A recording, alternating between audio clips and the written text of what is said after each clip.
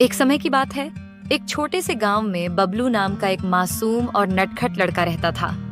बबलू को हमेशा से नए नए कारनामे और रोमांच पसंद थे। उसके दोस्तों को भी उसके साथ समय बिताना बहुत अच्छा लगता था, क्योंकि बबलू की कहानियां और उसके एक दिन बबलू को एक जादुई जंगल के बारे में सुनने को मिला।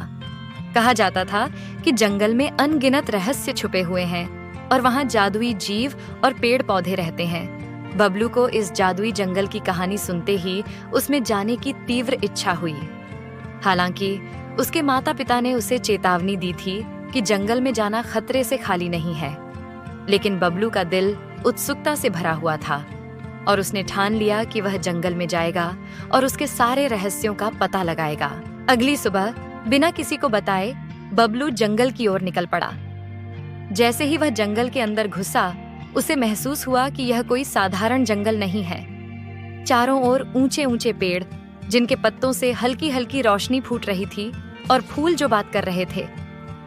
बबलू ये देखकर हैरान रह गया। उसने सुना था कि इस जंगल में हर चीज जिंदा होती है। जंगल में चलते चलते बबलू की मुलाकात एक जादुई तोते से हुई। वह तोता लाल, नीला और पीला रंग का था और उसकी आवाज बहुत प्यारी थी। बबलू ने उत्साहित होकर पूछा। टीटू ने कहा, बबलू, मैं तुम्हारी मदद कर सकता हूँ, लेकिन पहले तुम्हें एक चुनौती पूरी करनी होगी। क्या चुनौती है टीटू? टीटू ने कहा, इस जंगल में 3 रहस्यमय दरवाजे हैं। हर दरवाजे के पीछे एक पहेली। बबलू तैयार हो गया। उसने सोचा, मुझे चुनौतियाँ पसंद हैं, मैं इसे जरूर पूरा करूँगा। टीटू ने बबलू को पहला दरवाजा दिखाया।